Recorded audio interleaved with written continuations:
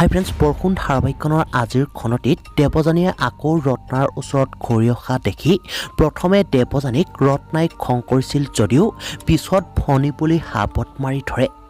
ইফালে দেৱযানী আৰু অৰ্ণৱৰ মাজৰ কাহিনীটো যে কেৱল দুয়োটাইহে জানে বুলি ৰিয়াক মাকে ক'ব আৰু দেৱযানীয়ে ঘূৰি আহিছে যদি নিশ্চয় আকৌ গণ্ডগোল লগাব বুলি মাকক ৰিয়াই কয় আৰু মাকেও সোনকালে কিবা এটা কৰি আছো বুলি কোৱাত ৰিয়াই মাকক সোনকালে কিবা কৰিবলৈ কয় আৰু যদি এইবাৰ ৰিয়াই হাৰে জীয়াই নথকাটোৱে ভাল হ'ব বুলি কয়।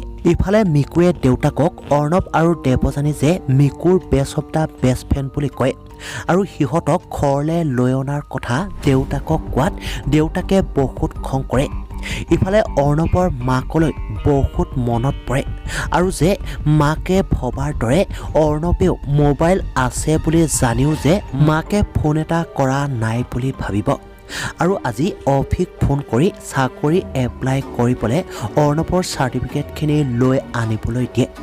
এতিয়া বাৰু অৰ্ণৱে জেল খাই অহাৰ বাবে সহজে জব পাবনে? গতিকে এই সকলোবোৰ জানিবলৈ চাই থাকক জনপ্ৰিয় বৰষুণ ধাৰাবাহিকখন।